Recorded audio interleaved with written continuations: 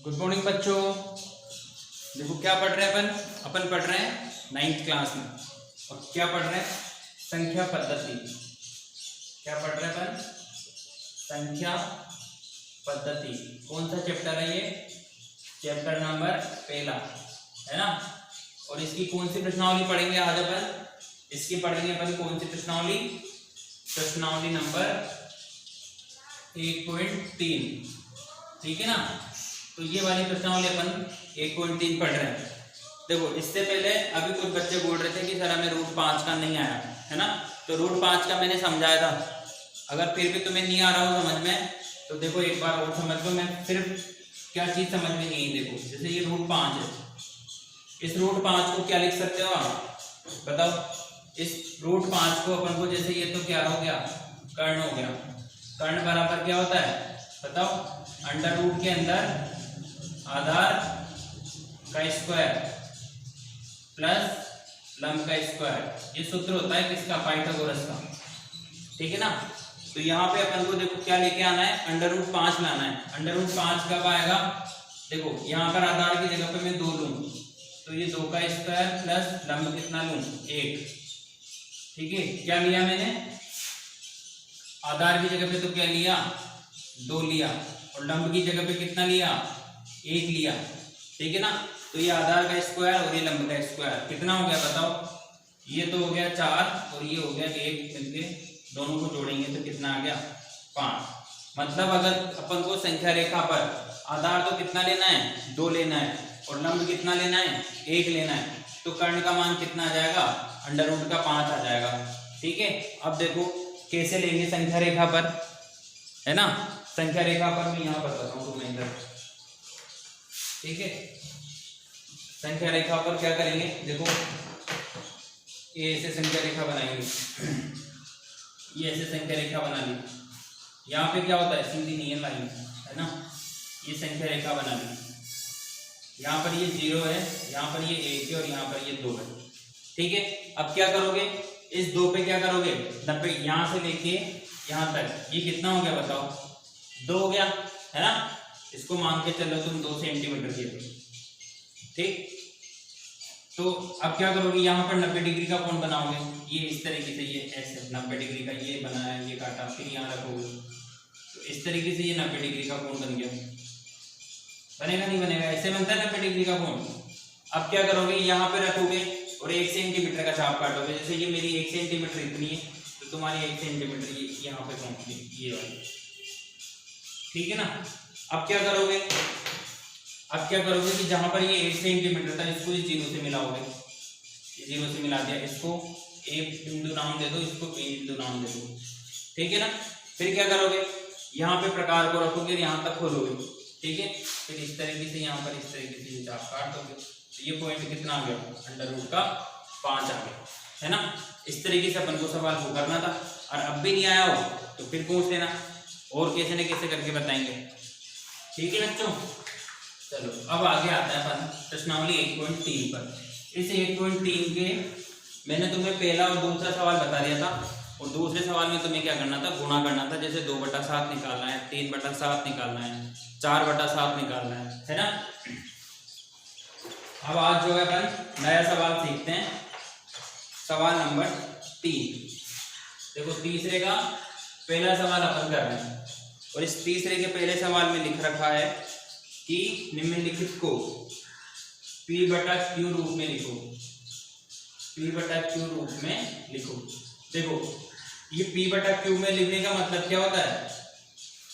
P/Q में लिखने का मतलब होता है, देखो 0.6 के ऊपर बार लग रहा है तो पहले तो ये देखें अपन कि 0.6 के ऊपर अगर बार लग रहा है तो ये कौन सा दशमलव प्रसार है? बताओ भाई कौन सा दशमलव प्रसार होगा? इसको अपन ऐसे लिख सकते हैं ना। देखो इसको ऐसे लिख सकते हैं 0.66666 आता जाएगा। अब ये आता जा रहा है तो इसको क्या कहते थे अपन बताओ? आवृत्ति हो रही है तो इसको कहते हैं अपन अशांत और आवृत्ति। इसको क्या कहते हैं अपन? अशांत और आवृत्ति दशमलव प्रसार कहते हैं। कहते हैं नहीं कहते? समझाया था मैंने इससे पहले वाली क्लास में। अब देखो इसको किस में बदलना है अपन को? P/Q में। है ना। मतलब इसको ये बताना है कि ये एक परिमेय संख्या होती है। क्या होती है? परिमेय संख्या। कैसे होती है अब देखो, उसको बदल के बताएंगे p/q में। तो सबसे पहले तो अपन क्या करेंगे, यहाँ पे लिखेंगे सॉल्यूशन। ये लो सॉल्यूशन, मतलब इसका हल। यहाँ पे मानेंगे कि माना ये x बराबर जो है वो 0.6 के ऊपर बार है। ये जो भी अपन को संख्या दे रखी है उसको अपन ने ऐसे मान लिया और इसको मान लो समीकरण नंबर 1। ठीक है, ध्यान से समझना, क्योंकि ये वाला सवाल बहुत ज्यादा इंपॉर्टेंट है और समझ में नहीं आएगा एक बार में तो फिर कहते रहना कि सर नहीं आया समझ में, फिर आएगा भी नहीं। देखो क्या करा, सबसे पहले जो दे रखा है उसको क्या मान लिया, समीकरण नंबर 1 मान लिया। अब क्या करेंगे, देखो दशमलव के बाद जितनी संख्या के ऊपर बार लग रहा है, ध्यान से सुनना, दशमलव के बाद जितनी संख्या के ऊपर बार लग रहा है उतने जीरो वाली संख्या से गुणा करना है। जैसे इसमें दशमलव के ऊपर एक संख्या के ऊपर बार लग रहा है तो कहीं से गुणा करेंगे, 10 से गुणा करेंगे। ठीक है, इधर भी और इधर भी। मान के चलो ये ऐसे होता 0.74 और ये दोनों के ऊपर बार होता, फिर कहीं से गुणा करते, देखो दशमलव के बाद में दो संख्याओं के ऊपर बार लग रहा है, फिर गुणा करते हैं अपन कहीं से 100 से। ठीक है, ऐसे लिखा होता 0.621 और ये तीन संख्याओं के ऊपर बार लग रहा होता तो कहीं से गुणा करते, फिर गुणा करते 1000 से। समझ के बात को क्या कहना चाह रहा हूँ, यहाँ 6 के ऊपर बार है तो कहीं से गुणा करेंगे 10 से, यहाँ 4 और 7 दोनों के ऊपर बार है तो कहीं से गुणा करेंगे 100 से, और यहाँ पर ये तीन संख्या है तीनों के ऊपर बार है तो कहीं से गुणा करेंगे 1000 से। मान के चलो ऐसे होता कि बार जो है 2 और 1 के ऊपर ही लग रहा है और संख्या भी इधर 3 है, फिर कहीं से गुणा करते हैं। देखो अभी मैंने जो बोला उस हिसाब से दो संख्याओं के ऊपर बार है तो गुणा करते कहीं से 100 से। आगे बात समझ में, चलो अब आ जाओ प्रश्न पर अपने वापस। तो देखो कितने के ऊपर बार है, एक संख्या के ऊपर बार है तो कहीं से गुणा करेंगे, यहाँ पे लिखेंगे दोनों पक्षों में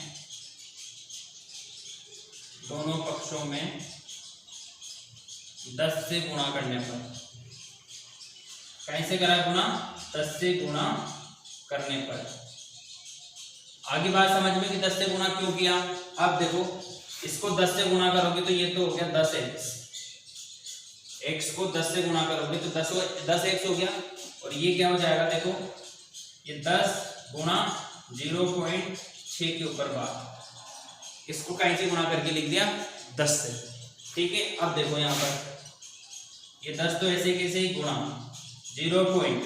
देखो 6 के ऊपर बार लग रहा है, मतलब इसको अपन ऐसे कहीं पे भी रोक सकते हैं, तो मैं इसको लिख रहा हूँ 6 और 6 के ऊपर बार। ठीक है, ऐसा क्यों लिखा, क्योंकि अभी मैं 10 से गुणा करूंगा, ये दशमलव को जो है वो इधर सरकाऊंगा। ये बार तो कहीं देखो बार बार आ रहा है, इसको कहीं पे भी रोक सकते हैं अपन, इसको ऐसे यहाँ पे भी रोक सकते हैं, है ना, इसका मतलब ही एक ही बात है। और ये देखो इसको अपन ऐसे यहाँ पे भी रोक सकते हैं, 6 के ऊपर बार लग रहा है, मतलब इसके बाद और बहुत सारे 6 आएंगे। ठीक है ना, तो अब आ जाओ वापस यहीं पे जो अपना चल रहा था आंसर। ये लाइन समझ में आ रही है कि क्यों लिखा, इसको 1 सरका के लिख दिया।